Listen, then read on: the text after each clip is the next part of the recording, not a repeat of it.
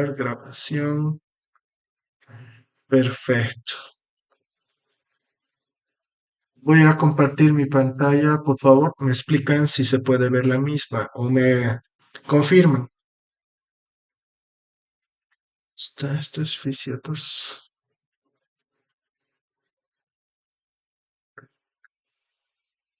¿Se puede ver mi pantalla?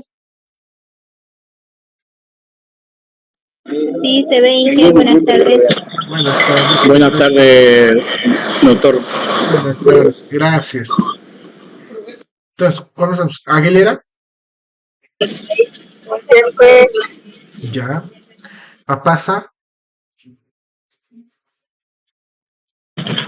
Presente. Brum. Brum. Tran, tran. Cabrera. Cabrera. Choque. Presente. Jujuy. Jujuy. De batería. Tengo 21 de batería. Justiniano. Presente, Doctor, doctor, Sí. soy Karen Jujuy. Le Ah, escuché que me llame la lista. justo cuando llamé su nombre, alguien estaba diciendo que tenía el 21% de su batería. Ay, ay, Laguna, ay, sí, doctor. Presente. no hay porque. Justiniano, no, ya está Justiniano. Laguna, Presente, doctor. Presente. Limón, Limón. Ah, ya. Sus micrófonos, por favor. Marcelo, Marcelo, Martínez, Yuli, Presente, Doc Martínez. Yuli, ¿no? Ya, gracias. Martínez, Patrocinia, Presente, doctor. Mercado, Presente. Panoso Marisol, Panoso Lisset, Panoso Lisset, Petiga, Presente, doctor. Rocha Marilu, Presente, doctor. Rocha Dulce, Rocha Dulce, Rodríguez José, Presente. Presente, doctor. Presente. Rodríguez Angélica, Presente. Román, Presente. Salvatierra, Presente, doctor. Vaca, Presente. Bedia, Bedia, Presente. Yana, Presente, doctor. Vizca, Presente. Barba, Barba, Martínez María de Los Ángeles, Presente, dice. ya. ¿Quién no está en lista?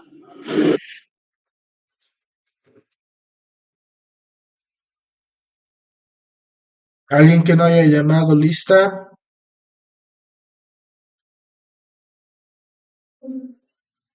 ¿Están las de enfermería? Ya, no está. Doctor, buenas tardes. Sí, buenas tardes. Yo soy enfermería, soy la nueva en su materia. Apellido paterno, materno, nombre. Álvarez Martínez, Ana Lucía. Buenas tardes, doctor Cabrera Paco. Ya.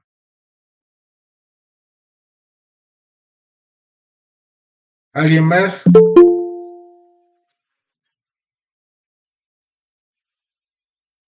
Rodríguez Armando.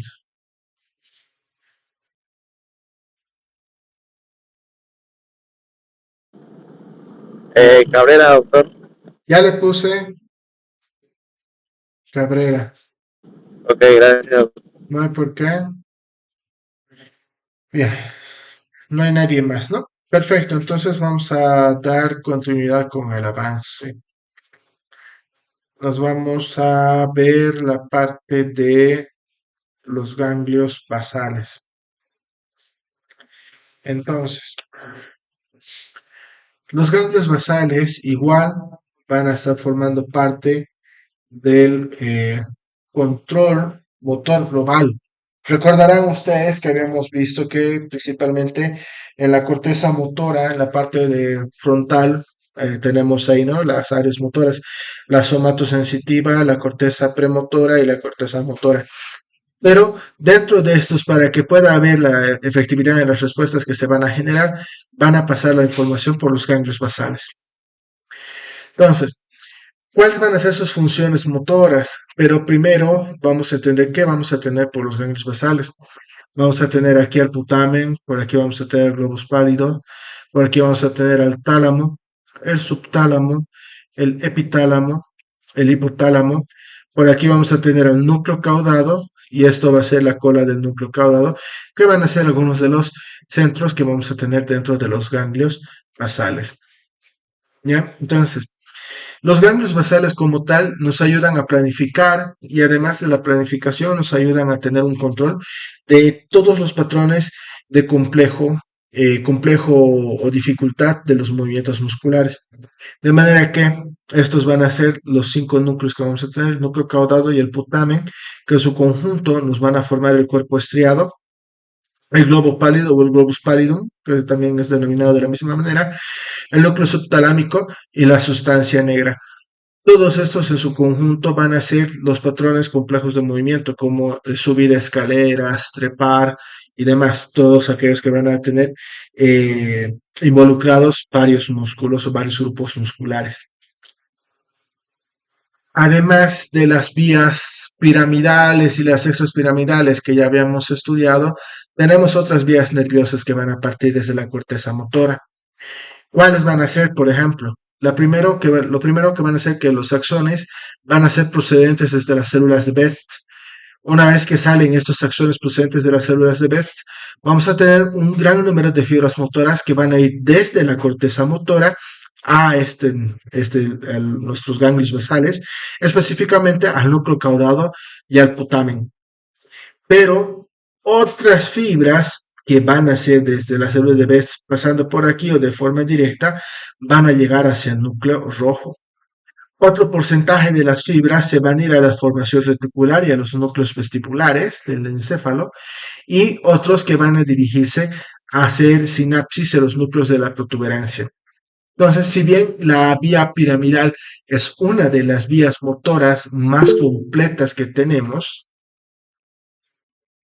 no sé si es alguien levantó su mano o alguien está queriendo ingresar. Ya. Entonces, la vía piramidal no es la única de las vías motoras que vamos a tener en nuestro organismo, sino que vamos a tener también otras vías nerviosas motoras que van a ir pasando por los diferentes núcleos que van a formar parte de los ganglios basales.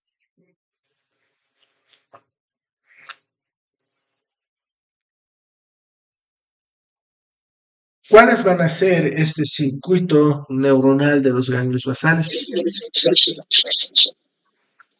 ¿Hay alguna pregunta?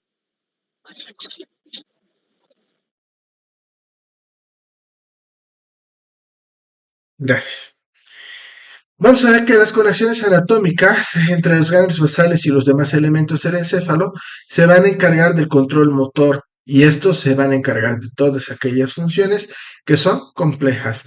Estas van a ser representadas ya por la corteza motora, el tálamo y el circuito asociado, que va a reunir todo esto en el tronco del encéfalo y lo va a dirigirse también hacia el cerebelo.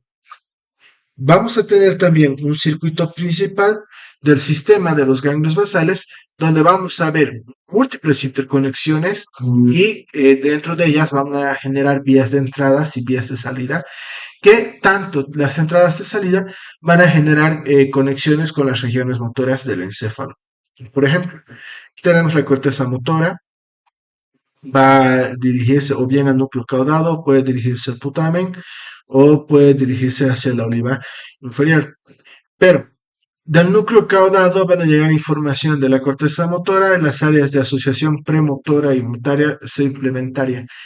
Del núcleo caudado también puede llegar información del cerebelo y del tálamo. Del núcleo caudado van a pasar al putamen, lo mismo del putamen puede pasar hacia el globus pálido, del tálamo al núcleo caudado, del tálamo al putamen, del tálamo al núcleo caudado, o del tálamo al subtálamo, del tálamo a la sustancia negra, del tálamo hacia las olivas inferiores, de manera que nos van formando todo este circuito neuronal complejo.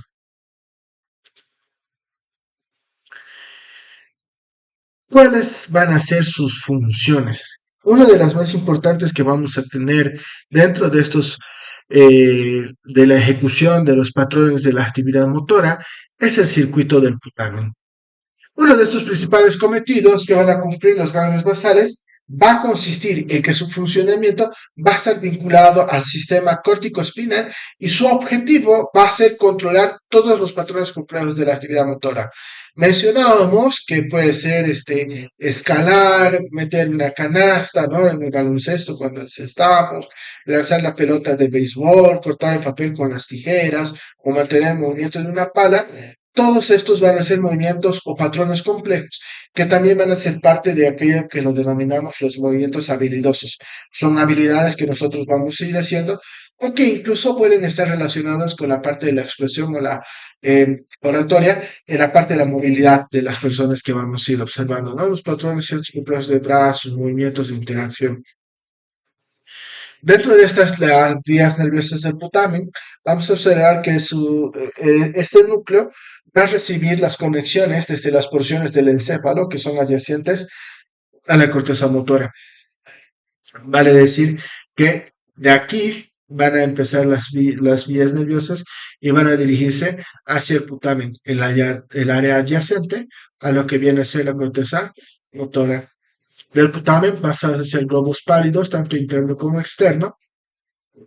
Puede pasar por el núcleo caudado, puede dirigirse a los núcleos ventroanterior y ventrolateral del tálamo, o puede dirigirse hacia el subtálamo o directamente a la sustancia negra. Y todo esto por la parte de la interconexión neuronal para el movimiento o el control de estos patrones complejos. Si nosotros tenemos una persona que tiene lesión en el globus pálido, vamos a ver que van a haber movimientos de contorsión de una mano, de un brazo, del cuello o la cara. Por lo general, estas contorsiones van a ser de origen espontáneo y van a ser continuos en su realización.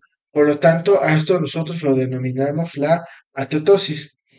Una lesión en el subtálamo va a traducir en movimientos de agitación súbitas de toda una extremidad y a eso nosotros lo vamos a llamar hemibalismo. Las lesiones pequeñas múltiples que van a estar originadas en el putamen van a generar movimientos descoordinados en las manos, en la cara, pero también en otras partes del cuerpo y a esto lo vamos a denominar corea. Y las lesiones que van a estar presentes en la sustancia negra, que son frecuentes en personas de la tercera edad principalmente, van a darnos un trastorno que es frecuente, gravísimo, con rigidez, asinesia y temblores, que esto es la enfermedad de Parkinson, ¿no? Entonces, la afectación de la sustancia negra no va a permitir que podamos controlar los movimientos, no podamos hacer patrones complejos de movimiento muscular, de manera que van a estar en temblores no intencionales. Para estos también vamos a tener neurotransmisores que van a estar funcionando de forma específica en el sistema de los ganglios basales. Una de ellas es las vías de la dopamina. desde la sustancia negra hasta el núcleo caudado y el putamen, que van a estar principalmente viendo esta vía. Si nosotros tenemos la destrucción de la sustancia negra, que es lo que suele pasar en el Parkinson, no vamos a tener la dopamina, que en tanto en el núcleo caudado y el La putamen, presión.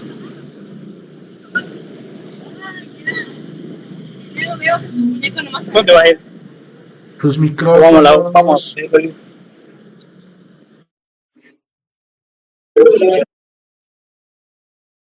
Ustedes me dicen cuándo continuamos.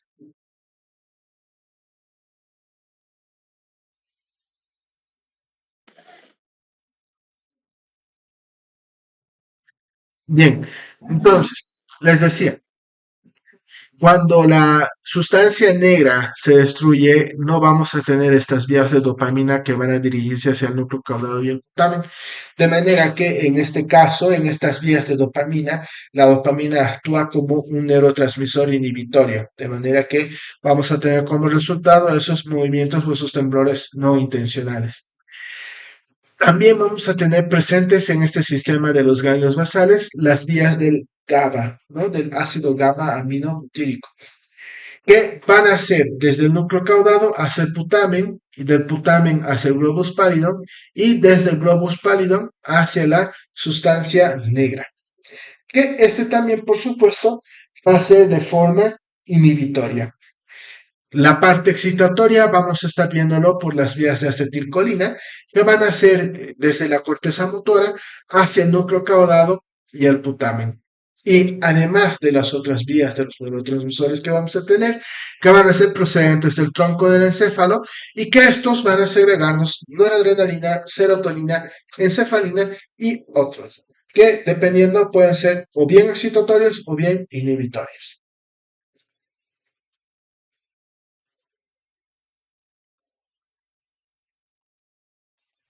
¿Qué es lo que nos van a permitir estos neurotransmisores? Pueden generar una respuesta excitatoria para que pueda haber el paso de un núcleo hacia otro para generar la respuesta efectiva ante el estímulo que estamos presentando, o que directamente pueden ser estimulados las vías inhibitorias y lo que va a ir a generar principalmente el GABA va a ir a bloquear los canales de recepción para estos neurotransmisores de manera que no va a haber la propagación del mismo. ¿No? Fíjense que aquí la acetilcolina, por ejemplo, tenemos desde el núcleo caudado que va hacia el putamen y el globus pallidum. El GABA va a ser del núcleo caudado a la sustancia negra, del putamen hacia la sustancia negra, y las vías de la dopamina van de la sustancia negra hacia el putamen y de la sustancia negra hacia el núcleo caudado. Entonces, al igual que teníamos esas interconexiones por las fibras nerviosas, vamos a tener estos circuitos que van a estar controlados principalmente por estas vías de los neurotransmisores. Ahora, entrando ya a un punto de vista patológico, la enfermedad de Parkinson es también denominada la parálisis agitante. ¿Por qué parálisis? Porque en cierto momento la persona pierde su capacidad de poder tener el control de los movimientos, de manera que va a estar sacudiéndose constantemente, va a tener ese temblor, no va a poder controlar su organismo y es por eso que se le denomina parálisis, por ese mecanismo, ¿no? La parálisis agitante. Como les mencionaba al principio de la clase y anteriores clases hablábamos, la destrucción de la sustancia negra también va a conllevar una destrucción parcial del núcleo caudado. Pero, ¿por qué va a ir a tener una destrucción parcial? Porque el caudado y el putamen lo que van a hacer es van a entrar en un estado de hiperactividad. Van a tener una emisión constante excitatoria hacia las fibras corticoespinales y va a generar una excitación a toda la musculatura corporal. Los síntomas que va a presentar la enfermedad de Parkinson va a ser la rigidez en gran parte de la musculatura corporal, un temblor incontrolado de las zonas afectadas, unos problemas serios para poder iniciar el movimiento, que esto lo vamos a denominar asinesia. También hablamos del esfuerzo mental que le va a hacer falta para poder realizar los movimientos deseados, incluso que le va a llevar a estados de angustia mental que va a rozar con el límite de su fuerza de voluntad. Normalmente, como hay una destrucción de la sustancia negra y ya no vamos a tener estas vías dopaminérgicas que van a generar esta inhibición de la actividad del núcleo caudado y del putamen, el tratamiento se le va a dar con L-Dopa o levodopa, ¿no? Eh, Cuando vemos esta denominación, decimos que hay un giro hacia la izquierda, ya de la molécula original tiene una afectación, de manera que tenemos una molécula modificada. Entonces, la levodopa o L-Dopa nos ayuda a mejorar muchos de estos síntomas, entre ellos la rigidez y la cinesia. Se tiene la teoría que en cuanto al mecanismo farmacológico llega hasta restablecer el equilibrio normal entre la inhibición y la excitación que se está dando entre el núcleo caudado y el putamen. Otro de los tratamientos que también se le puede dar para la enfermedad de Parkinson es la levotiprenino o L-deprenino. ¿Esto qué va a hacer? Va a ir a inhibir a la monoamino oxidasa, que este es el principal responsable de la destrucción de la dopamina, ¿no? Una vez que está secretada, es decir, la sustancia negra produce la dopamina y va a ser secretada en el torrente sanguíneo. La monoaminoxidasa, que es la enzima MAO, va a ir a destruir toda esa proteína que ha sido, eh, perdón, esa dopamina que ha sido generada. Otra de las patologías que podemos observar dentro de estos, por las lesiones que van a ver en los ganglios basales, es la enfermedad de Huntington o la Corea de Huntington. Este es un trastorno hereditario que va a comenzar entre los 30 y los 40 años de edad aproximadamente y lo que va a generar es que va a tener movimientos de sacudidas en músculos sueltos y por movimientos graves, además de ser movimientos graves, van a ser deformantes, que va a darse en todo el cuerpo. A diferencia del Parkinson, esta enfermedad de Huntington llega a desarrollar demencia. Ahora, tenemos la información o las teorías de que estos movimientos van a ser causa de la desaparición de los cuerpos celulares correspondientes a las neuronas secretadoras de GABA. Si bien en el Parkinson la destrucción de la sustancia negra o sustancia negra genera estos déficits de dopamina, ¿no? Lo que van a hacer aquí es una destrucción de todas aquellas neuronas que van a secretar GABA, ¿no? Que por lo general se encuentran en el núcleo caudado y el putamen. Estas van a tener también las neuronas secretoras de acetilcolina y van a estar ubicadas en distintas regiones del encéfalo. Ahora, no solamente se ve esa parte de la afectación muscular o de la actividad muscular, sino que también va a tener una afectación en la memoria a largo plazo, ¿no? Pero a ello, en esa memoria a largo plazo o a corto plazo, o qué es lo que estaba haciendo, va a estar dado por la demencia, ¿no? Y esto está eh, siguiendo un patrón a la pérdida de las neuronas secretoras de acetilcolina, sobre todo en las áreas que están ubicadas al pensamiento, que están ubicadas en la corteza cerebral. Ahora, estudios recientes indican que se ha descubierto un gen anormal, que es el gen CAC, que este va a modificar o va a codificar la incorporación de numerosos aminoácidos de glutamina hacia la estructura molecular de una proteína neuronal anormal que se llama la proteína o huntingtoniana, que esta proteína es la que va a generar eh, la aparición o la producción de estos síntomas.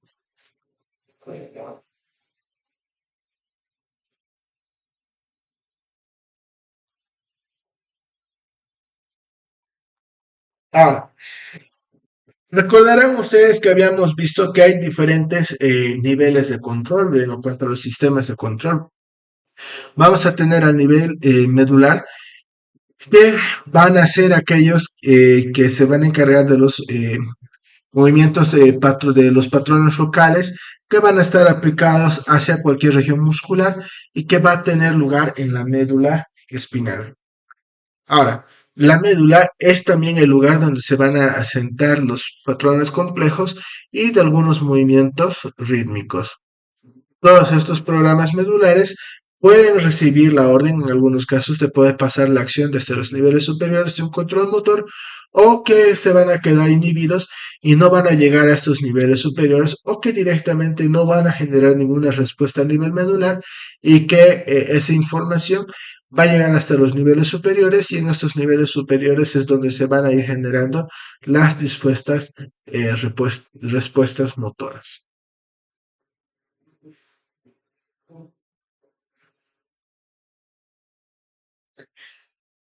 Cuanto al otro de los niveles de control, tenemos el nivel cerebral posterior, que va a cumplir dos funciones principales. El primero, que es el motor general del cuerpo, el mantenimiento del tono axial en el tronco de la pretensión de permanecer de pie, y la modificación constante en los grados de tono que van a representar la información procedente de los aparatos vestibulares a fin de conservar el equilibrio corporal, ¿no? Entonces, nos ayudan a mantenernos de pie, y también la información cuando nosotros estamos eh, haciendo alguna actividad, y nos ayuda a preservar el equilibrio corporal.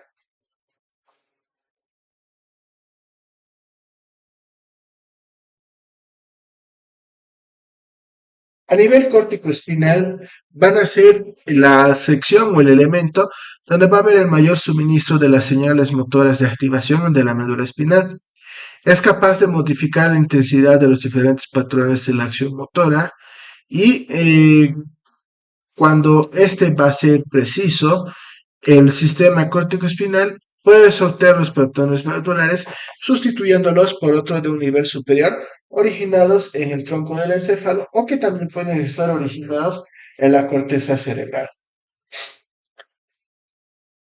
Pero dentro de los niveles, no solamente son aquellas estructuras que van a estar formando del encéfalo y del tallo encefálico, sino que también vamos a tener ciertas funciones que van a estar asociadas al cerebelo.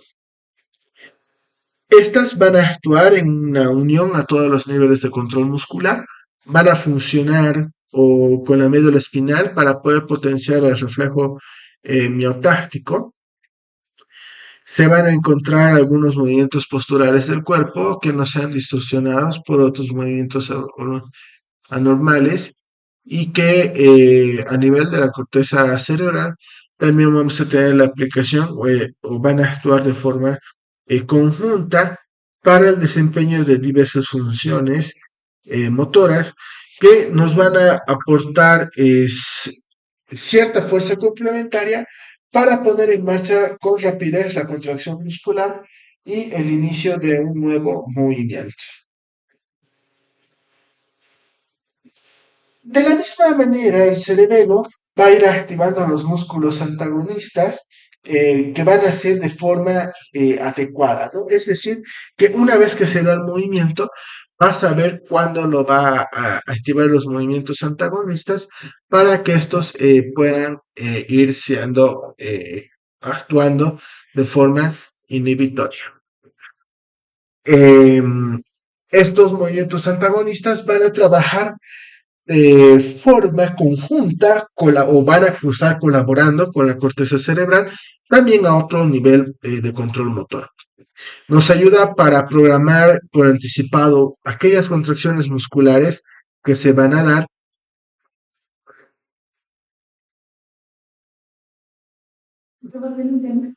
Sí.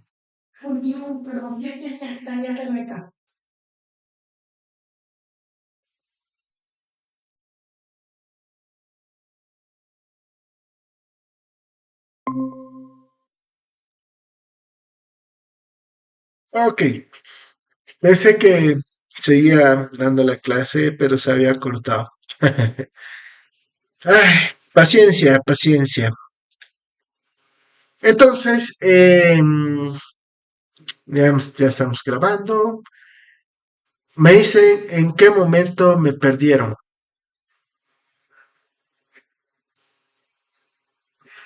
¿Fue en esta diapositiva, la anterior, la anterior?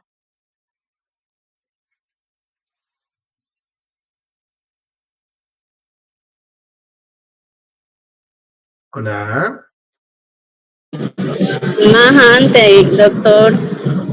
¿Más antes? ¿Dónde? ¿Aquí el nivel medular?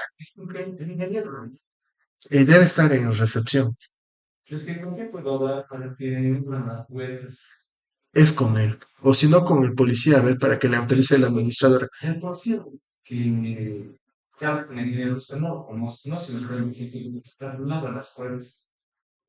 Le paso el número doc del ingeniero. Es el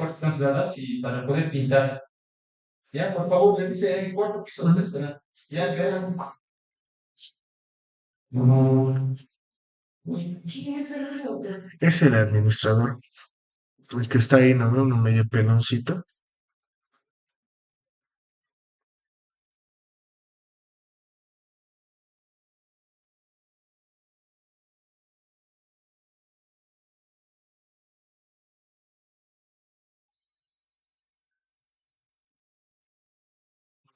Gracias, doc. Bien, ¿aquí fue lo que se perdió o más antes? Más antes, doctor. Aquí en la Corea de Huntington, Sí, ¿en esta de aquí o en esta otra?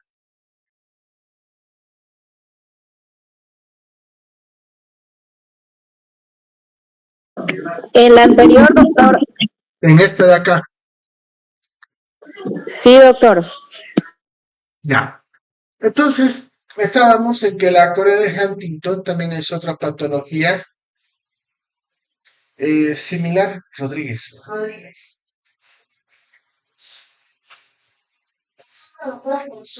Entonces, al igual que el Parkinson, esta es una patología que estamos viendo que va a ser de origen hereditario y que va a comenzar entre los 30 y los 40 años de edad.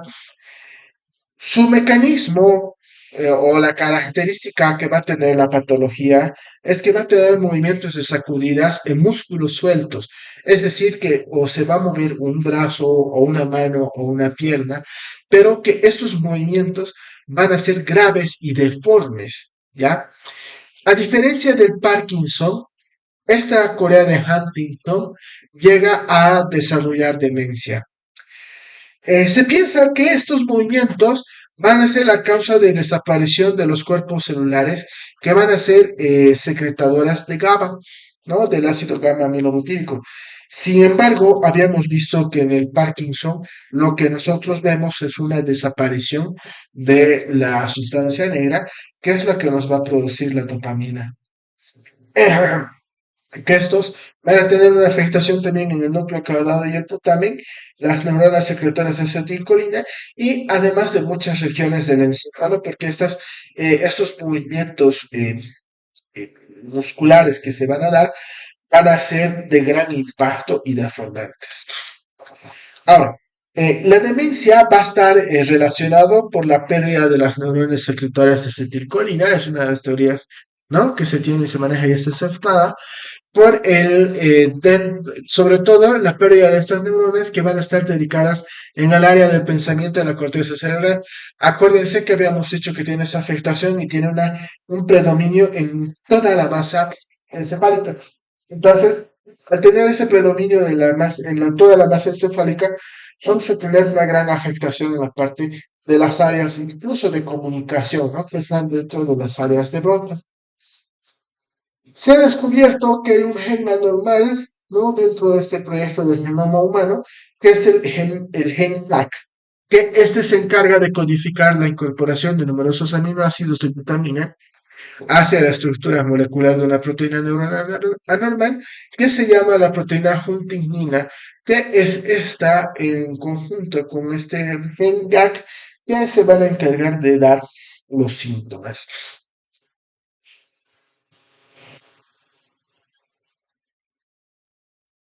A ver, ahí está cargando. Hay ciertos niveles de control, ¿no? Habíamos dicho que tenemos niveles de control a los niveles medular, encefálico, superiores, del tronco encefálico, y vamos a ir viendo cada uno de ellos. El nivel medular es la programación de los patrones locales, ¿no? Que van a ser movimientos aplicados en cualquier región muscular, pero que van a darse desde la médula espinal. La médula es el lugar donde van a asentarse los patrones que son complejos de todos los movimientos rítmicos. Todos estos programas medulares van a recibir o pueden recibir la orden de pasar la acción desde los niveles superior de control motor o directamente quedarse inhibido, mientras los niveles superiores son los que van a asumir el control o son los que van a dar una respuesta al estímulo que estamos presentando. El nivel cerebral posterior es otro de los niveles y va a tener dos funciones de principal en el control motor general del cuerpo. Uno de ellos es el mantenimiento del tono axial en el tronco con la pretensión de poder permanecer de pie y la modificación que se va a dar de forma constante de los grados de tono que van a representar la información procedente de los aparatos vestibulares, esto con el fin de conservar el equilibrio corporal. A nivel corticoespinal, nos va a suministrar la mayor parte de las señales motoras de activación de la médula espinal y también va a modificar la intensidad de los diferentes patrones medulares de la acción motora. Cuando esto sea preciso, todo el sistema córtico-espinal va a sortear o bien patrones medulares, los va a ir sustituyendo por otro nivel superior, pero que van a estar originados en el tronco del encéfalo o bien pueden estar originados en la corteza cerebral. Pero no solamente son estos niveles que van a estar aportando al control general, ¿no? De la parte de los motores, sino que también vamos a tener aquellas funciones que están asociadas al cerebelo. Estas van a actuar en unión a todos los niveles de control muscular, van a funcionar con la médula espinal principalmente para poder potenciar el reflejo miotáctico. A nivel del tronco del encéfalo, se va a encargar de que todos los movimientos posturales no sean distorsionados y que tampoco se generen movimientos anormales. Y desde la corteza cerebral va a ir actuando en conjunto con esta estructura para poder desempeñar diversas funciones motoras auxiliares que van a aportar a la fuerza complementaria para poner en marcha con rapidez todo lo que está relacionado con la contracción muscular al comienzo del movimiento. Vamos a ver también aquellas que son las funciones asociadas al cerebelo, su continuación. Nosotros tenemos dos tipos de músculos cuando vamos a generar una respuesta. Ustedes recordarán de fisiología 1. Tenemos los músculos agonistas y tenemos los músculos agonistas. Como un breve repaso, los músculos agonistas son aquellos que van a darnos respuesta a los movimientos que se están generando y los antagonistas son los que se van a oponer. Entonces, cuando nosotros tenemos un movimiento muscular que se está generando, el cerebelo llega a activar estos músculos antagonistas en el momento correcto. Va a actuar en conjunto con la corteza cerebral que lo va a llevar a otro nivel de control motor. Nos sirve para poder programar por anticipado todas las contracciones musculares que son necesarias, que van a requerir el paso con suavidad desde el movimiento rápido actual en una dirección hasta el siguiente movimiento rápido en otra dirección. Y todo este mecanismo se da en fracciones de segundos. Y principalmente van a estar activados o van a estar trabajando de manera conjunta cuando los movimientos tienen que ser rápidos. Cuanto a los ganglios basales, las funciones que van a tener en el control motor va a ser ayudar a la corteza, ¿no? En la ejecución de los patrones del movimiento que van a ser subconscientes pero aprendidos, ¿no? Como el caminar, por ejemplo, es un movimiento subconsciente pero que se ha aprendido. Nos contribuye a la planificación de numerosos patrones de movimientos paralelos y secuenciales que la mente ha de reunir para poder ejecutar una tarea intencionada. En un nivel de control alto va a existir un circuito mixto cerebral que comienza con la actividad del pensamiento en el cerebro y nos ayuda a facilitar de forma sucesiva aquellos que van a integrar la acción de enfrentarse a cada situación nueva como una secuenciación o una reacción secuencial frente a un abrazo inesperadamente cariñoso, que puede ser, por ejemplo, devolver el abrazo o generar una respuesta de rechazo y hacer que se separe de él mismo. Bien, hasta aquí. ¿Hay alguna pregunta?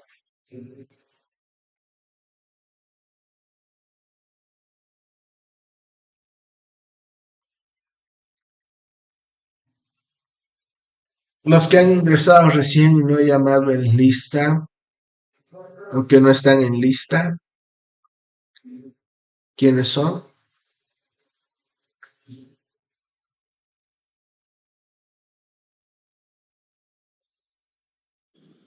Sí, doctor, buenas tardes. Yo no estoy en la lista. Soy Roxana Gómez. Ya, La Lisa Herminia me dijo que tenía que pasar clase con usted. ¿no? Ahorita le anoto su nombre. Ya.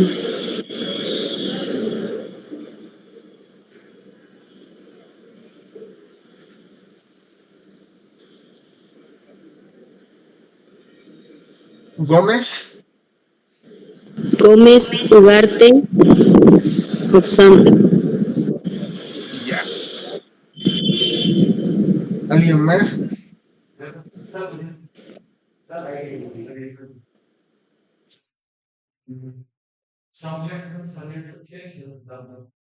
¿Alguien más? ¿Nadie?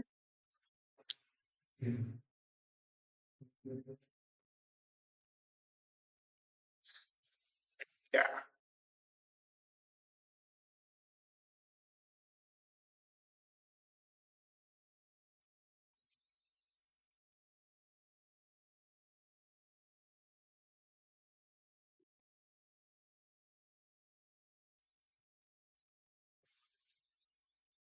Ahora, viendo las sensaciones somáticas, ¿no? Cómo van a estar organizados los sentidos del tacto y la posición, vamos a generar los siguientes conceptos, porque vamos a repasar un poquito aquí para consolidar lo que son los distintos potenciales de acción. El ion es nuestra partícula con carga eléctrica. El canal iónico es una proteína de membrana, a veces específica, que nos va a transportar los iones y otras moléculas pequeñas que van a pasar a través de la membrana por difusión pasiva o facilitada, o si lo queremos ver a grandes rasgos, que no va a requerir el uso de energía para el paso del mismo. La polaridad es la capacidad que vamos a tener de un cuerpo de tener dos polos con características diferentes, y el impulso nervioso van a hacer que el transporte de información a través de los nervios y por medio de sustancias como el sodio y el potasio, y la interacción que van a tener en la membrana. El potencial de reposo va a ser el resultado o el estado donde no se transmite ningún impulso por las neuronas. El potencial de acción es la transmisión de un impulso a través de la neurona que va a cambiar las concentraciones intra y extracelulares en ciertos iones, y el potencial de membrana que va a ser el voltaje que le van a dar las concentraciones de ambos lados de ella. Potencial de membrana, entonces estamos viendo aquí, ¿no? Es a los cambios que vamos a tener en la polaridad, pero estos cambios van a ser rápidos y se van a dar en ambos lados de la membrana, y que van a presentar una concentración diferente de los iones, que por lo general puede ser por el canal de sodio, que puede ser ingresando el sodio, el canal de potasio, que va a ser la salida de potasio de un espacio extracelular, y también la participación de la bomba, ¿no? Transporte de sodio y potasio ATPasa. El potencial de difusión va a ser producido por una diferencia en la concentración iónica que va a estar ubicado en ambos lados de la membrana. Por ejemplo, se va a observar aquí la ilustración, ¿no? El gradiente de concentración de potasio en el citoplasma, que es nuestro potencial de difusión, que va a ser a través de la membrana.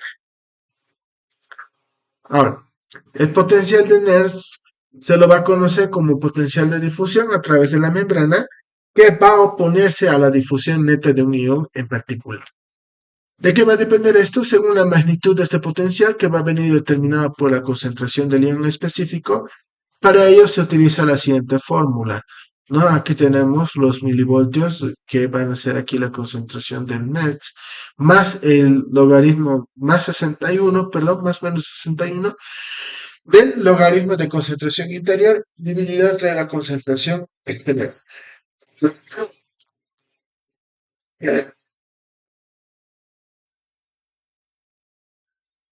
Eso solo va a ser utilizado cuando es un ion el que va a pasar de mayor concentración a menor concentración o de forma viceversa y que éste sea monovalente. Entonces, no nos vamos a poner a calcular esto porque no es el objetivo. Tenemos que recordar que el potencial de membrana de reposo de las fibras nerviosas van a transmitir, ¿no? Que van a estar en un estado de reposo que es de los menos 90 milivoltios. Es decir, que va a ser inferior de la fibra, ¿no? Que es menos 90 milivoltios que el potencial del extracelular. Ahora, ¿de dónde surgen estos menos 90 milivoltios? Vamos a tener que es la sumatoria del potencial de difusión de los iones, que es 86 milivoltios, y la bomba de sodio y potasio, que nos aporta 4 milivoltios. De manera que la suma de estos dos nos dan los 90 milivoltios resultantes, que se van a convertir en el potencial de la membrana en reposo. Nuestra bomba de sodio, ¿no? Van a ser las que se van a encargar de bombear continuamente el sodio hacia el exterior y potasio hacia el interior. Aporta menos 4 milivoltios de energía. ¿Y por qué es del transporte activo? Porque va a ir contra gradiente de concentración. Van a ir de un estado menor a mayor y lo mismo aquí, de menor a mayor. La bomba de sodio y potasio, por cada 2 moléculas de potasio que entran, 3 moléculas de sodio van a salir. Esta bomba es una bomba de tipo electrógeno, pues van a bombear más cargas positivas hacia el exterior que el interior, por lo que van a dejar un déficit neto de iones positivos en el interior. Esta también van a generar grandes gradientes de concentración para el sodio y el potasio y que van a ser presentes en la membrana nerviosa. Entonces, fíjense, aquí tenemos nuestra bomba de sodio, espacio intracelular o en el espacio interior de la neurona, 2 moléculas de potasio, llega el ATP, se va a desfosforilizar por la enzima ATPasa, va a ingresar el sodio al interior de la neurona y el potasio ingresa y el sodio sale. 2 moléculas de potasio ingresan, 3 de sodio salen. Ahora, los sentidos somáticos, como habíamos visto en la anterior clase, se van a clasificar en 3 tipos. Los mecanorreceptores, los termorreceptores y aquellos que son con sensibilidad al dolor. Los mecanorreceptores que van a encargarse del tacto y la posición. El tacto que va a ver el tacto, la presión, vibración o cosquilleo. En la posición, la parte estática y cinética. Los termorreceptores por frío y el calor. Ahora, también estos se van a clasificar en 3 subtipos, las sensaciones somáticas, la exteroreceptora, la visceral y la profunda. La exteroreceptora vamos a clasificarla en 2 tipos, la propia receptora, que nos va a dar el estado físico del cuerpo, y la posición, que también nos va a dar la presión del equilibrio. Las viscerales van a estar ubicadas en los órganos internos y las profundas van a encargarse de la presión, el dolor y la vibración. ¿Cómo van a ser detectados y transmitidos estas sensaciones táctiles? Vamos a percibir que estos no van en la sensación de tacto van a aparecer cuando son estimulados los receptores táctiles de la piel o de los tejidos que están situados inmediatamente debajo de la piel. Las sensaciones de presión suelen producirse por la deformación de los tejidos profundos y las sensaciones vibratorias van a ser aquellas señales que van a tener de forma repetida y también con rapidez y que van a utilizar estos receptores que sirven para poder percibir el tacto y la presión.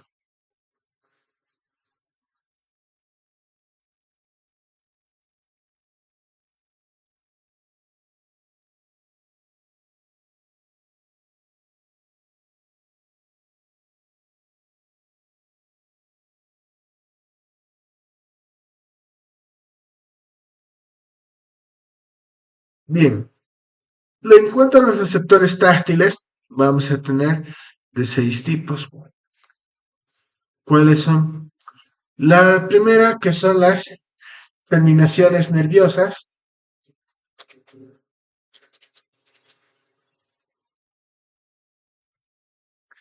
Mande al grupo de socialización.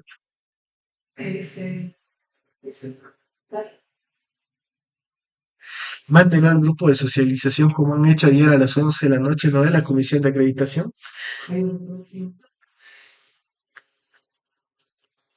Bien, entonces, tenemos las terminaciones libres, por ejemplo, que van a ser el tacto y la presión, que van a estar ubicados en la córnea.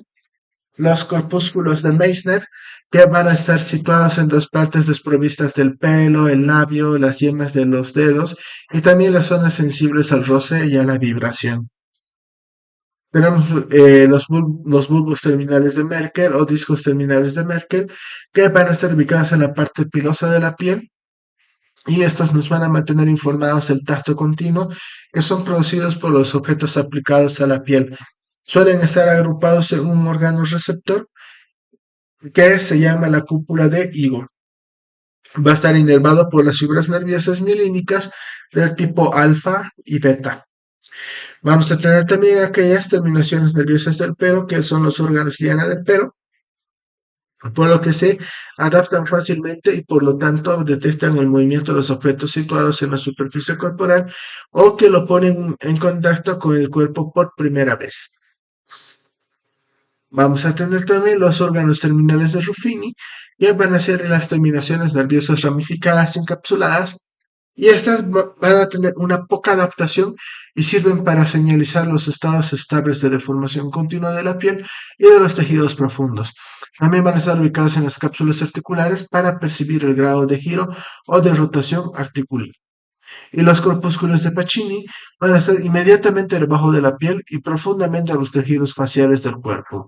Se estimulan con los movimientos rápidos de los tejidos, detectan la vibración de los tejidos u otro cambio rápido del estado mecánico de los tejidos. ¿Cuáles van a ser la transmisión de las señales táctiles por las fibras de los nervios periféricos?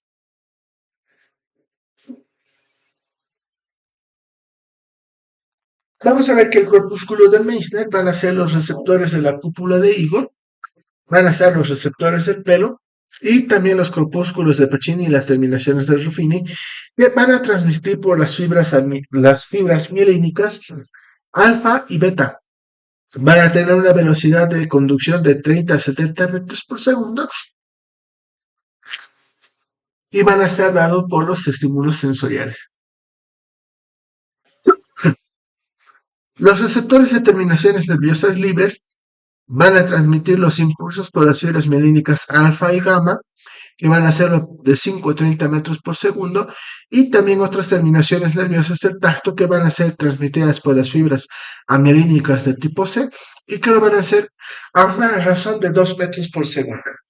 Es probable que se conduzcan las sensaciones de picor y cosquilleo a través de estas. Ahora, Impulsos groseros como la sensación de presión, el picor, el hormigueo y el tacto mal localizado van a ser transmitidos por fibras muy pequeñas y muy lentas, por lo cual estas necesitan un menor espacio en el haz nervioso que las fibras rápidas. La detección de las diferentes vibraciones va a estar dado principalmente por los corpúsculos de Pacini. Las vibraciones de alta frecuencia van a ser de 30 a 80 ciclos por segundo y esto va a ser porque van a responder con rapidez a las minúsculas deformaciones que van a estar en los tejidos. Nos ayudan a transmitir las señales por fibras mielínicas alfa y beta y que van a conducir más de 100 impulsos por segundo. Los corpúsculos de Meissner van a ser vibraciones de baja frecuencia, lo van a hacer de 2 a 80 ciclos por segundo que se van a adaptar más lentamente que los corpúsculos de Pacini. Estos se van a transmitir por la columna dorsal. El cosquilleo y el picor, o el prurito también que se lo conoce, van a ser terminaciones nerviosas libres, muy sensibles y con una capacidad rápida de adaptación. Se van a transmitir principalmente por las fibras amielínicas del tipo C. La finalidad de la sensación de picor es llamar la atención sobre los ligeros estímulos de la superficie cutánea, como por ejemplo la presencia de una hormiga, una mosca o el reflejo de rascado que van a ser borrados por los impulsos dolorosos. Entonces, si yo estoy con una sensación de picor, al yo rascarme, estoy generando un maltrato en la piel. Entonces, estos estímulos dolorosos van a eliminar al estímulo del picor. ¿Cuáles van a ser las vías sensitivas que van a transmitir los impulsos somáticos hacia el sistema nervioso central? Van a ser el sistema de columna dorsal lemnisco-medial o también llamado interno, el sistema anterolateral y que van a volver a reunirse parcialmente a nivel del tálamo. Entonces van a estar aquí los dos sistemas, uno de aquí es el interno o el lemnisco medial y el anterolateral, que si ustedes ven van siguiendo su trayecto, van separados y que van a ser reunidos parcialmente a nivel del tálamo. ¿En qué consiste este sistema de la columna dorsal lemnisco medial? Es que va a trasladar los impulsos por las columnas dorsales de la médula. Luego van a recambiarse y cruzarse hacia el lado opuesto del bulbo y va a dirigirse hacia arriba atravesando el tronco encefálico. Este va a llegar al tronco o va a llegar, perdón, al tálamo por medio del lemnisco interno o también llamado el lemnisco medial. Las fibras nerviosas mielínicas que transmiten los impulsos hasta el encéfalo lo van a hacer de 30 a 110 metros por segundo. Poseen un alto grado de orientación espacial en relación con su origen. Por lo tanto, la información que va a transmitirse con rapidez y fidelidad temporal y espacial va a ser conducida por esta vía. También van a encargarse de transmitir la información de las sensaciones mecanorreceptoras, como las sensaciones táctiles de grado, que esto es importante para poder tener la localización y su intensidad. Las sensaciones vibratorias, que van a ser de movimiento aplicado a la piel, de posición transmitida por las articulaciones y de presión hacia una intensidad sutil. Su anatomía del sistema de la columna dorsal lemnisco-medial es que la información va a llegar por el nervio espinal y va a entrar por las raíces dorsales, ¿no? Que están aquí los nervios espinales. Vamos a tener una división de una rama medial que va a ascender por la columna dorsal hasta llegar al cerebro, ¿no? Entonces esta de aquí que va a dirigirse hacia la vía dorsal. Y una rama lateral que va a entrar hasta el arta dorsal de la sustancia gris medular, pero se va a dividir y va a hacer sinapsis con neuronas de las posiciones intermedias y anteriores. Una vez que llegan a ese lugar, van a pasar a No se entiende, creo que es la señal. ¿Se escucha?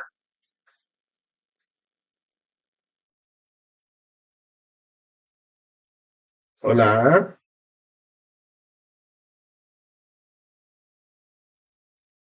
Sí, se escucha, doctor. Sí, se escucha, doctor. ¿Sí? ¿Sin ningún problema? Sí, señora. Ya. Entonces, una vez que llegan hasta la asta dorsal de la médula espinal, van a dirigirse hacia el bulbo, ¿no? Donde van a ir generando sinapsis con los núcleos de la columna dorsal. Vamos a ver que las neuronas de segundo orden van a cruzar al lado opuesto del tronco encefálico una vez que pasan por la decusación de las pirámides vulvares. Pasan hacia el tálamo, ascienden al tálamo mediante el lemnisco medial y van a terminar en el núcleo ventral, posterolateral y posteromedial. Van a estar formando el complejo ventrovasal.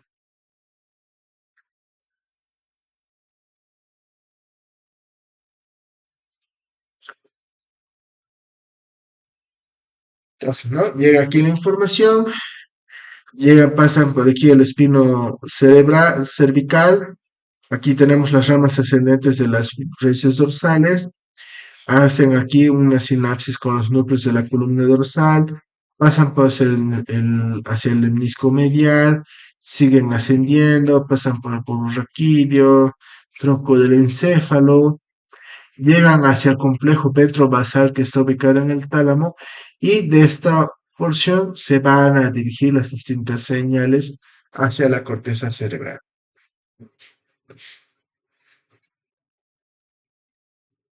Parten de las fibras nerviosas que están ubicadas de un tercer orden a la circunvolución parietal y van a ascender hacia la corteza cerebral. Van a estar dados o van a estar ubicados principalmente en el área 1 de la sensibilidad somática y que van a manejar una orientación espacial. Bien, hasta aquí. ¿Hay alguna pregunta?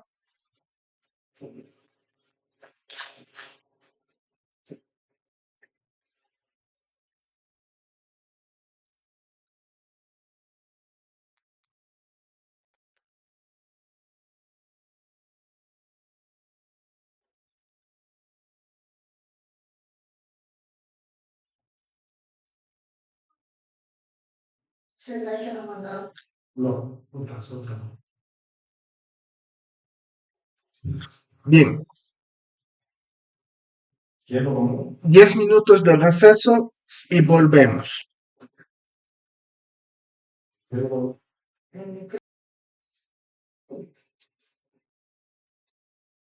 Hola.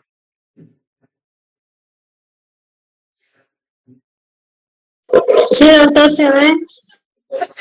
Bien, perfecto, gracias. Entonces, ahora vamos a ir viendo ya casi uno de los últimos temas que van a entrar hasta su parcial, que es el flujo sanguíneo cerebral, el líquido cefalorraquídeo y el metabolismo cerebral. Como como toda la parte de nuestro organismo, tiene su requerimiento metabólico, tiene sus necesidades, tiene su irrigación, pero además tiene este líquido cefalorraquídeo que le va a brindar ciertas funciones de protección o nutrición que vamos a ir viendo en este tema.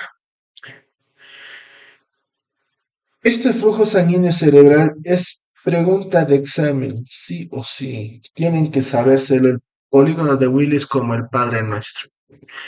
Entonces vamos a tener aquí la circulación arterial del cerebro, que van a estar incluidas nuestras arterias carótidas.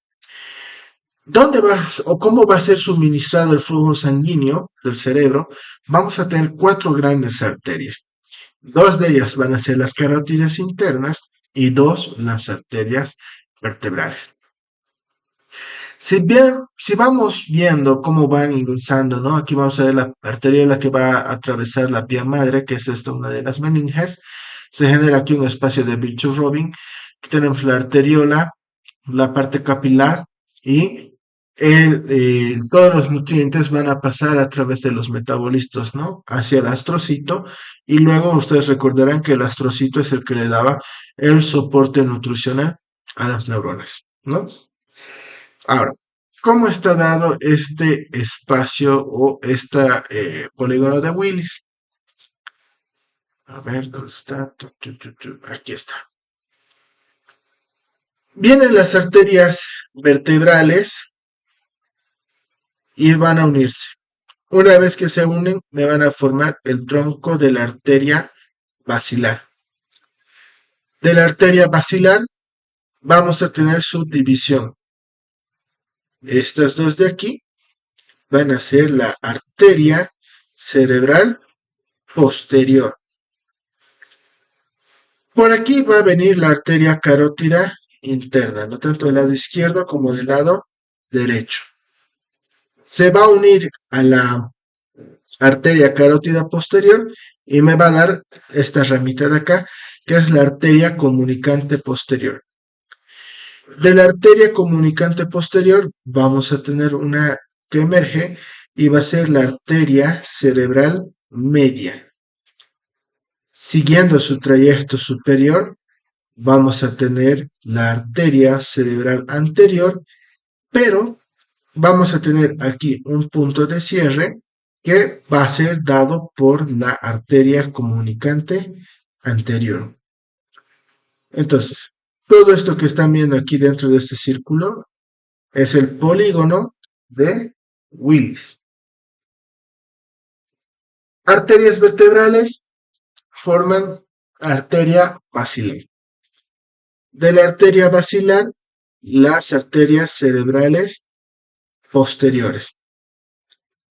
Viene la arteria carótida interna y de la arteria carótida interna vamos a tener la arteria comunicante posterior con la unión de la cerebral posterior. Sigue su trayecto, vamos a tener su salida o ramificación a los lados que nos va a dar la arteria cerebral media.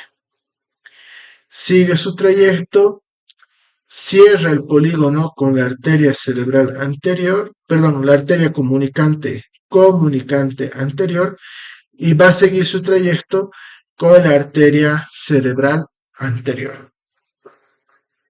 ¿Se entiende el polígono de Willis? Doctor, este Sí. polígono de Willy, escúcheme,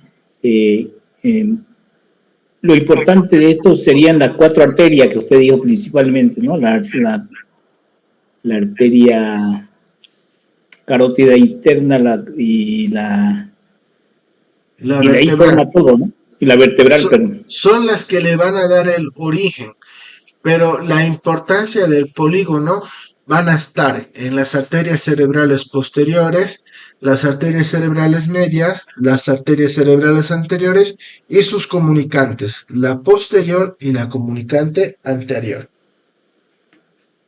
Ah, ya. Perfecto. Porque es importante que tengamos claro ese detalle del polígono de Willis, ¿no? Sí, es importante porque dependiendo de las lesiones donde se vayan a generar, es donde vamos a tener la afectación del territorio cerebral. ¿Alguna otra pregunta? Creo que hay alguien con su mano levantada.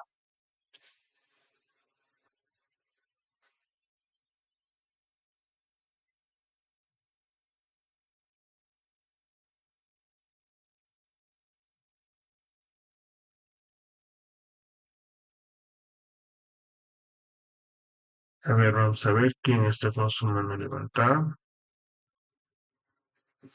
Ah, comentario, había sido. A ver. Ya. Claro que sí, Salvatierra, no hay problema. Bien.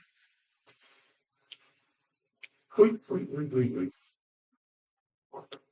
Ahora, el flujo sanguíneo cerebral normal va a estar dado a través del cerebro en una persona adulta de 50 a 65 ml por cada 100 gramos de tejido por minuto. Según su peso del encéfalo, va a ascender a unos 750 a 900 ml por minuto. Si bien parece una cantidad importante, esto va a representar solamente el 2% del peso corporal, pero del gasto cardíaco representa el 15%. ¿Y cómo va a darse esta regulación del flujo sanguíneo cerebral?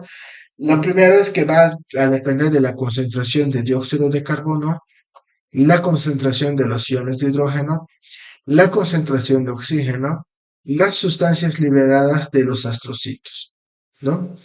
Entonces, Eh, Además de sus componentes, todo va a estar relacionado con el metabolismo tisular.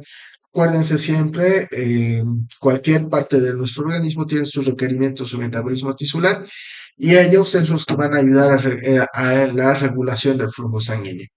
En este caso, el cerebral. Ahora, el aumento del flujo sanguíneo en general va a estar correlacionado a la respuesta de una concentración excesiva de dióxido de carbono o si hay una concentración excesiva de hidrógeno. Además de ello, la falta del oxígeno va a ser la que va a tener un factor regulador del flujo sanguíneo cerebral. De manera que vamos a ver que es de 3.5 más o menos 0.2 ml de oxígeno que va a ser consumido por cada 100 gramos en el tejido cerebral. Este valor es por minuto. Nos dicen que los experimentos han demostrado que un descenso en la concentración de dióxido de carbono por debajo de los 30 milímetros de mercurio va a producir un incremento también en un flujo sanguíneo que recibe. Y el mecanismo de regulación local sobre el flujo sanguíneo cerebral va a estar dado por el oxígeno como una respuesta protectora contra el descenso de la actividad neuronal. La astroglía o el astrocito, como ya hemos visto en la primera diapositiva, va a estar junto a los vasos sanguíneos, ¿no? Dentro de sus funciones van a ser las células gliales que le van a dar soporte físico a las neuronas, ayudan a regular la composición del fluido extracelular, van a tener la función más importante para el sistema nervioso, la nutrición, porque algunas de sus prolongaciones entran en contacto con los vasos sanguíneos y también van a estar en contacto con otras neuronas. De manera que este va a captar los nutrientes de la sangre y una vez que han sido captados en la sangre van a ser transmitidos a las neuronas.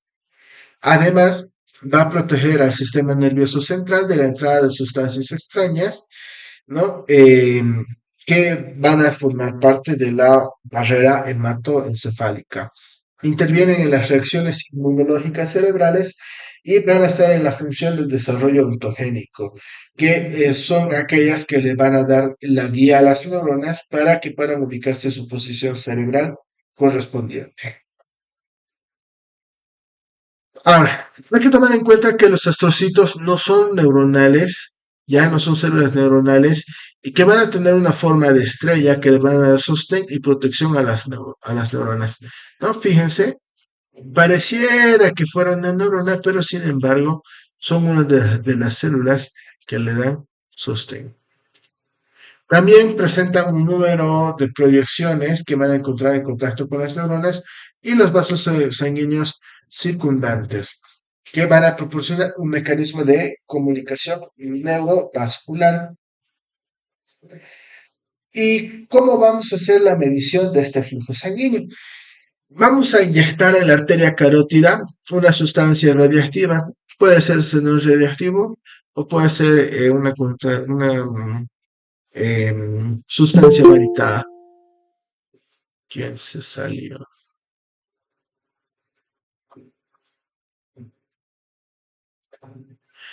¿Ya? Y que va a ir recogiéndose la radiactividad por cada segmento cortical a medida que va atravesando el tejido cerebral.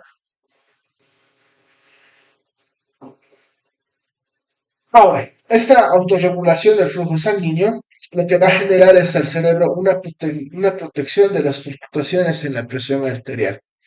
La presión puede hacer que fluctúe ampliamente para poder dar lugar a niveles elevados durante estadios de excitación y que la presión también puede descender a los niveles muy bajos durante el sueño.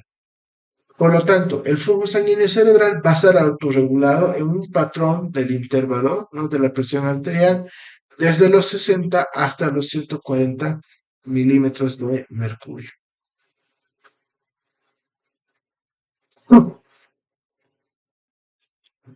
Ahora, ¿cómo va a afectar también en cuanto al control del flujo sanguíneo local el sistema simpático? Vamos a tener una porción que va a ser inervado, ¿no?, ascendente de los ganglios simpáticos cervicales superiores en el cuello y que va a llegar hasta el encéfalo, y estos van a estar acompañando su trayecto con las arterias cerebrales.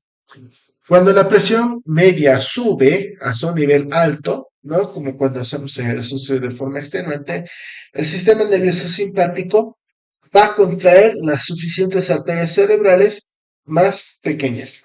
Y esto es totalmente importante porque este mecanismo va a ser mediante el cual se va a prevenir la aparición de hemorragias musculares en el encéfalo y también la aparición del ictus cerebral. En cuanto a la microcirculación cerebral, vamos a ver que en los números de capilares del encéfalo van a ver o van a ser aquellas localizaciones donde vamos a tener mayores necesidades metabólicas. Una de estas características es que en su mayoría son menos permeables que los vasos sanguíneos y en relación también con cualquier tejido del organismo.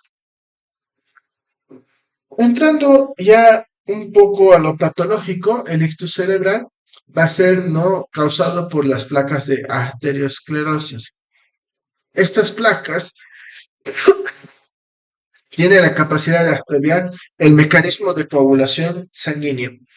Van a generar un coágulo y que van a, como resultado, van a hacer el bloqueo del flujo sanguíneo que lo va a llevar a la pérdida súbita de las funciones cerebrales.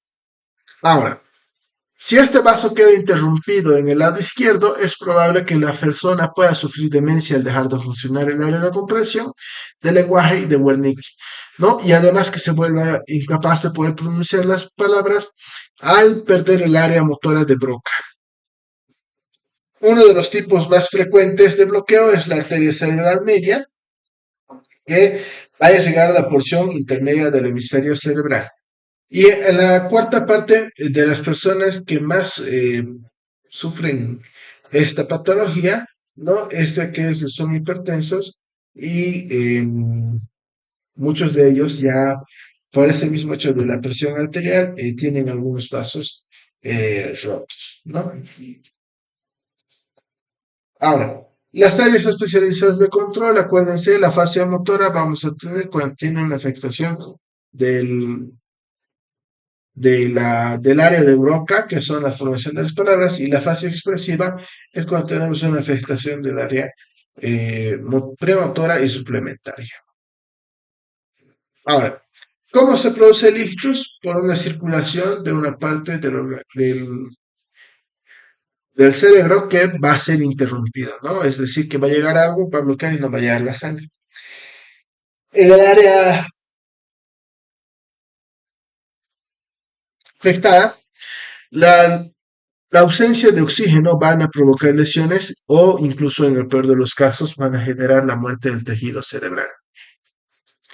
Y los síntomas van a ir apareciendo del lado opuesto al cuerpo del cerebro, ¿no? De cual sufrió la lesión. ¿Cómo se van a manifestar? Se va a manifestar mediante la pérdida de fuerza o la sensación de adormecimiento en una mitad del cuerpo, como la cara, el brazo y la pierna. Va a haber la pérdida brusca de la visión parcial o total, que puede ser en uno o también en ambos ojos, y la dificultad para poder hablar o comprender. Tenemos de este ictus dos tipos, el isquémico y el obstructivo. El más frecuente, el obstructivo, ¿no? El isquémico se va a dar principalmente por la falta de la llegada de la sangre a una determinada zona del cerebro, y a esto lo denominamos el infarto cerebral. O el hemorrágico, que va a ser causado por la rotura de un vaso sanguíneo por la hemorragia cerebral. Ahora, una vez que se ha hecho esto, hay que tomar en cuenta que el derrame, ¿no? Lo que es la parte hemorrágica, va a disminuir el torrente sanguíneo y el daño va a producirse por la falta del oxígeno en la zona con irrigación deficiente.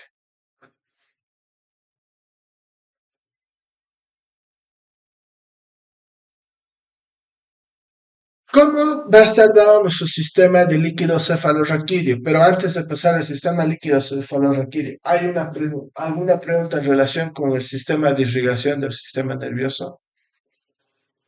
Doctor, este delicto es más o menos parecido a la parálisis que le da por la, o sea, mitad del cuerpo. No, el ictus no es la que va a causar específicamente la parálisis, ¿no? Sino que es las lesiones de la corteza nerviosa que se van a dar por no haber cumplido con los requerimientos mínimos de oxígeno, de glucosa, que son uno de los principales componentes para su correcto funcionamiento. Ah, ya, ok. Perfecto. Doctor, Sí, este ictus también, no sé si estoy mal informado, pero yo tengo entendido que cuando las personas son mayores o ancianas ya van perdiendo o digamos o van sufriendo pequeños bloqueos en el cerebro o de irrigación y entonces esto se puede llamar ictus también, no. ¿no? Esos son infartos lacunares, se llaman, esas pequeñas lesiones. El ictus es provocado por la incrustación de las placas de ateroma. O sea, es por un accidente, por un golpe, ahí vendría un ictus. Podría darse si es que es mucha fuerza, ¿no? Que genere una ruptura, pero ahí ya estamos hablando de accidente cerebrovascular cuando es de mayor tamaño, Ah, ¿no? perfecto. Que bien la edad te predispone a desarrollar más aquella condición, sí, pero que sea directamente la causa, no, no lo es. Ah, perfecto. Ya, gracias. Perfecto, ¿alguna otra pregunta más?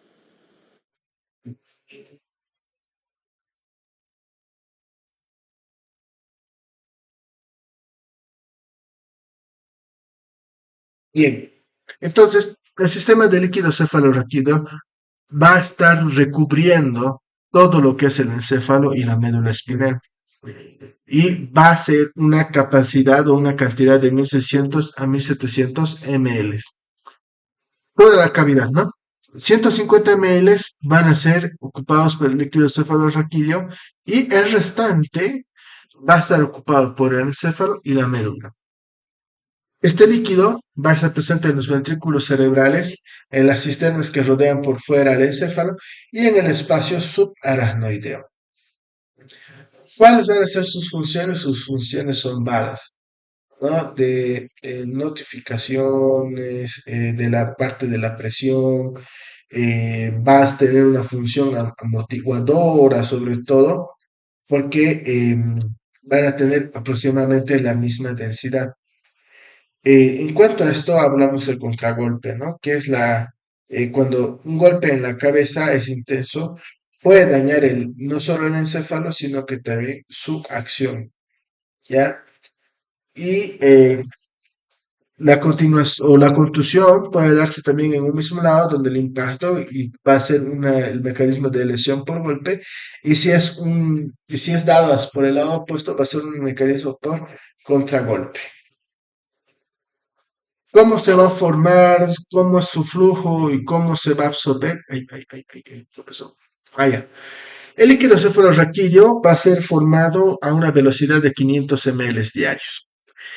Los canales principales para este líquido van a nacer en los plexos coroideos que están ubicados en los núcleos ventriculares, ¿no? Y van a seguir el sistema de líquido cefalorraquídeo. Y la cisterna magna va a continuar con el espacio subaracnoideo que va a rodear al encéfalo y la médula espinal.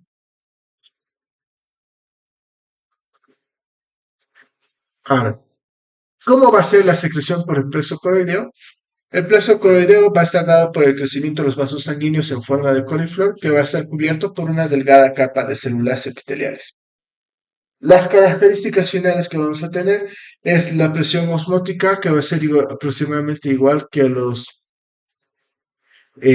las concentraciones de iones de sodio y potasio, ¿no? Que van a ser igual a las del plasma. El cloruro también tiene un 15% mayor que el plasma y el potasio es 40% menor. Y la glucosa también tiene una concentración menor, por lo tanto es menos del 30%. ¿Dónde van a ser absorbidos una vez que ya han recorrido toda la parte del sistema nervioso? Van a ser absorbidos por las vellosidades aracnoideas. ¿Y qué son estas vellosidades aracnoideas? Son proyecciones digitiformes microscópicas de la aracnoides que van a atravesar las paredes y se van a dirigir hacia los senos venosos donde van a ser liberados a torrente sanguíneo. Van a ser ciertos conglomerados de estructuras macroscópicas que van a ser las granulaciones aracnoideas. Ahora, hay que tomar en cuenta que las grandes arterias y las venas del encéfalo van a encontrarse por encima de la superficie, pero en su tramo final va a llegar o va a penetrar hacia el interior y va a arrastrar un poco de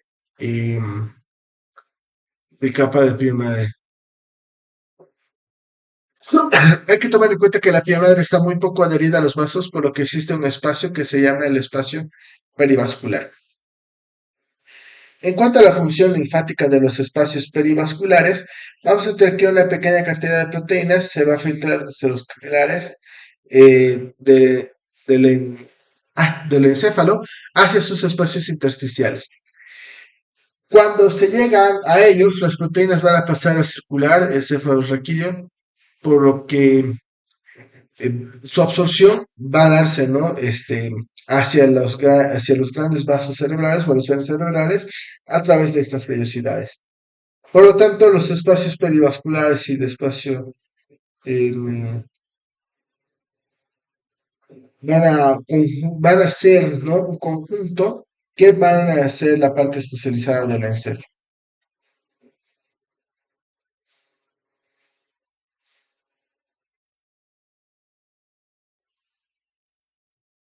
Ahora, la presión del líquido cefalorraquídeo y su regulación. Al igual que el flujo sanguíneo local, el líquido cefalorraquídeo se regula. Normalmente la presión del líquido cefalorraquídeo en una persona echada o tumbada en una posición horizontal va a tener como promedio 130 milímetros de agua. Puede bajar hasta 65, pero no puede subir de 95 milímetros.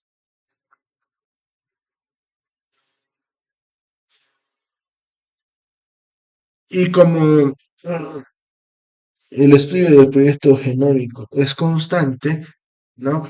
Hay que ver que se han encontrado ciertas alteraciones que nos van a generar estados patológicos porque las vellosidades van a quedar bloqueadas por grandes partículas solas, no sólidas.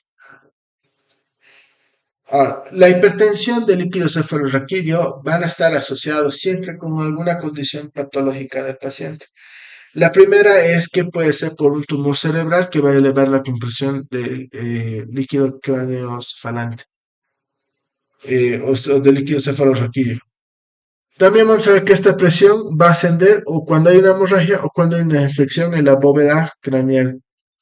Va a aumentar los bebés que nacen con pruebas de presión de líquido cefalorraquídeo de forma alta y también se va a deber a que existe una resistencia,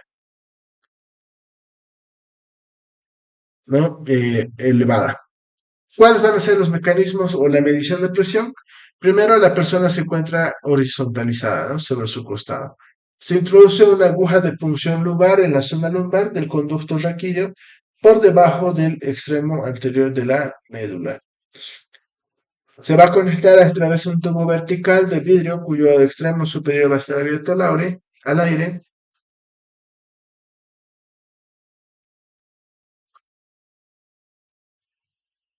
Ahora, la hipertensión del líquido cefalorraquídeo nos va a provocar un edema en el disco óptico o también denominado edema de papila.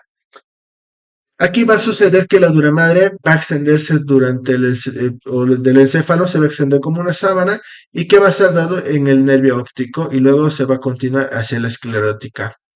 La arteria y la vena central de la retina van a perforar un poco esos milímetros y por detrás del ojo van a ir entrando al mismo ojo.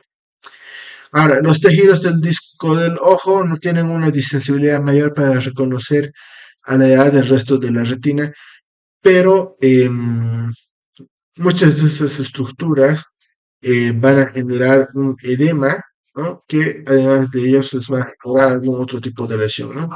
Por ejemplo, aquí estamos viendo el edema de papila.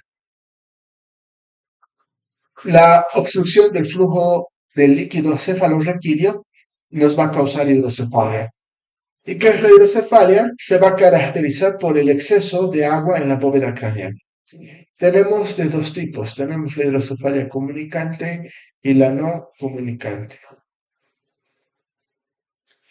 Ahora, la hidrocefalia comunicante va a ser aquella que el líquido cefalorraquídeo va a circular sin ningún problema desde el sistema ventricular hacia el espacio subaracnoideo, causando el bloqueo por mayor,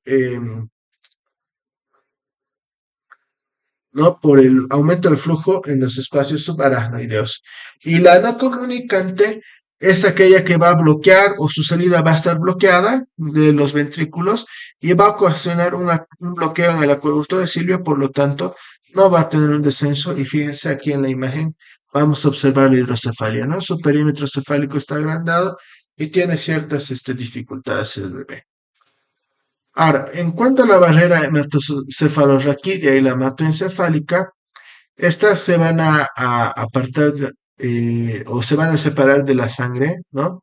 Porque el líquido cefalorraquídeo va a ser diferente, ¿no? En su composición a la sangre. Vamos a tener ciertas barreras en los plexos coroideos y en las membranas de los capilares tisulares, como en cualquier parénquima, excepto en las regiones del tálamo. Y estas barreras son muy permeables al agua, el dióxido de carbono, el oxígeno, y la mayoría de estas sustancias no van a ser liposolubles, como el alcohol y los lubricantes anestésicos. Y el edema cerebral va a ser causado por el aumento de la presión tanto en los capilares o por una lesión de la pared, que va a dejar permeable al líquido. Tiene dos circuitos viciosos. El edema va a comprimir a los vasos, esto va a reducir el flujo sanguíneo y va a generar una isquemia cerebral, como observamos aquí en la imagen. Y el descenso en el flujo sanguíneo cerebral también nos va a disminuir el aporte en el oxígeno. En cuanto al metabolismo cerebral, vamos a ver que el índice metabólico va a ser total e índice metabólico de las neuronas, ¿no? Habíamos dicho que el 15% de todo representa el almuerzo. No, estoy hablando de hambre. Va a estar representado del 15% de metabolismo, aunque su masa no va a suponer de un más de 2% de la masa corporal. Entonces, el metabolismo lo que va a generar van a ser todas aquellas sustancias que van a ser aprovechadas para la nutrición de la neurona, ¿no? Como la glucosa, como el oxígeno y los iones. Entonces, todo eso va a formar parte de su metabolismo. Y la principal necesidad metabólica neuronal va a consistir en bombear estos iones a través de la membrana, sobre todo el sodio y el calcio al exterior de la membrana y el potasio hacia su interior. También va a estar dado por las demandas especiales de oxígeno por parte del cerebro. La mayoría de los tejidos del organismo pueden vivir sin oxígeno por algunos minutos. Excepcionalmente vamos a tener ciertos tejidos que pueden llegar hasta 30 minutos, pero durante este tiempo las células van a tener energía a través de procesos metabólicos anaeróbicos que nos van a dejar ciertos desechos o productos que van a ser tóxicos para el organismo. Y la diferencia es que el encéfalo no tiene esa capacidad de hacer un metabolismo anaerobio. Es por ello que la demanda de oxígeno es especial, ¿no? Y por lo tanto, a nivel de las neuronas, su requerimiento metabólico de oxígeno es mayor. Y en condiciones normales, la mayoría de la energía cerebral va a estar suministrada por la glucosa, ¿no? Hay que tener en cuenta que casi toda la energía utilizada por las células del encéfalo va a ser suministrada por la glucosa que se extrae de la sangre. Ahora, muchos de ellos van a ser procesados, ¿no? O proceden de la sangre, pero no llegan a veces de forma específica hacia las membranas porque su transporte va a depender de la insulina, en el caso de este requerimiento de la glucosa. Bien, hasta aquí. ¿Hay alguna pregunta?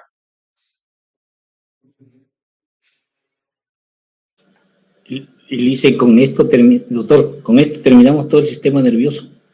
Sí, ya el próximo miércoles veríamos ese tema del resumen, que es de todo lo que hemos avanzado, que es organización del sistema nervioso, ¿no? Una diapositiva o un PDF que está en el Drive. Y veríamos lo que les había prometido, la fisiología del sueño, el martes. El Que martes, ¿no? ese último tema no entraría al examen, es para su conocimiento. Pero este sí entra, esto que hemos visto Este ahora, ¿no? tema sí entra en el examen. Ah, ya, perfecto. Ujú. ¿Alguna otra pregunta más?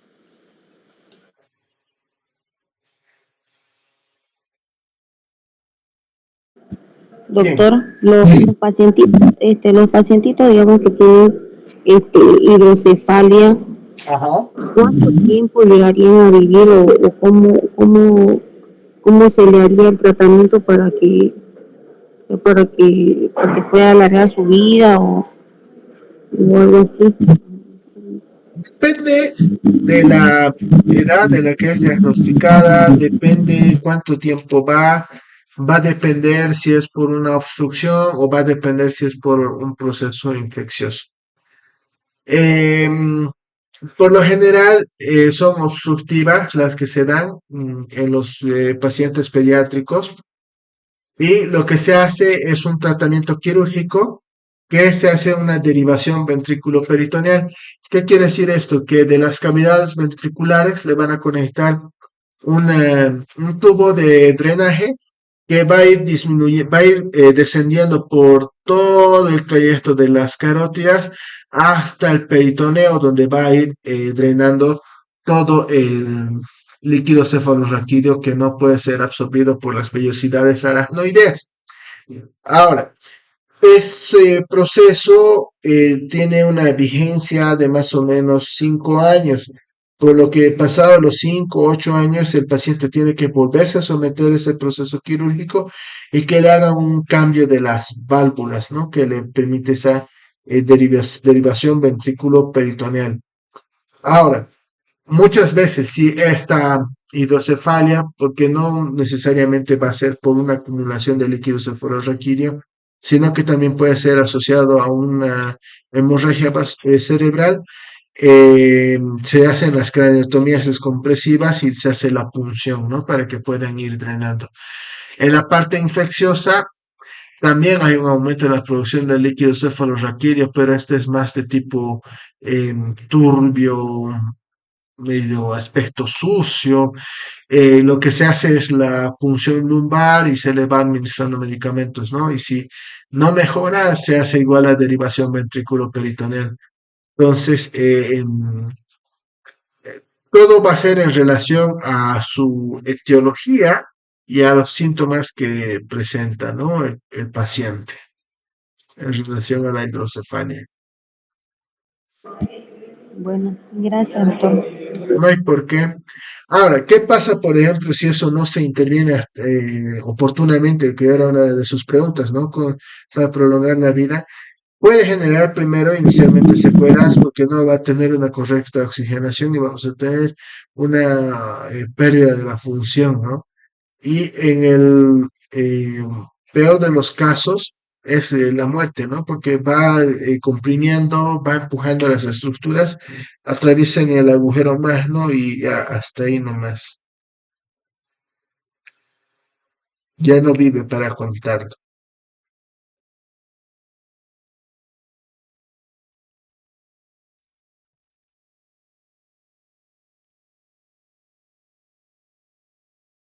Bien, ¿alguna otra pregunta más?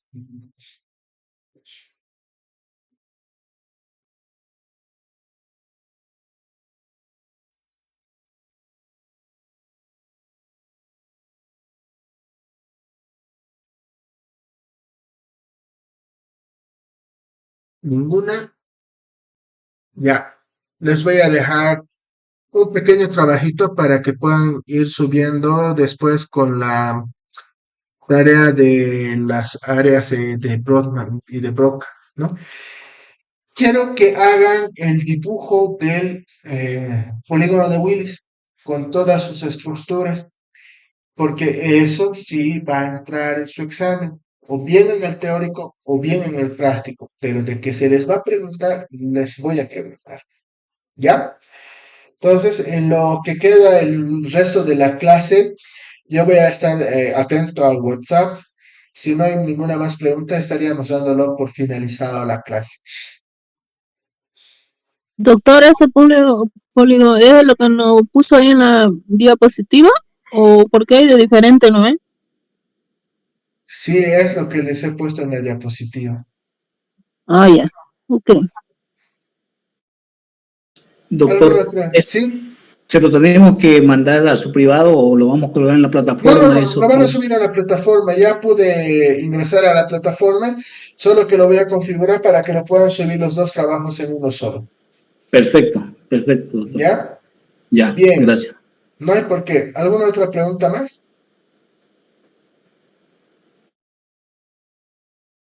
Entonces, Doctor, sí, dime. va a disculpar, ambas tareas tienen que ser subidas el día de hoy, ¿no?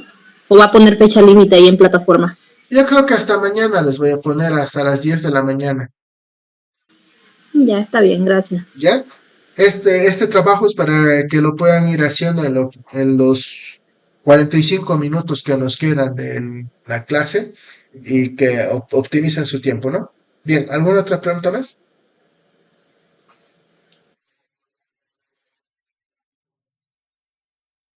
Entonces, si no hay más preguntas, les agradezco por la atención dispensada. Nos estamos viendo el martes. Que tengan un buen fin de semana. Hasta luego. Hasta luego. Hasta luego, doctor. Gracias. Hasta luego.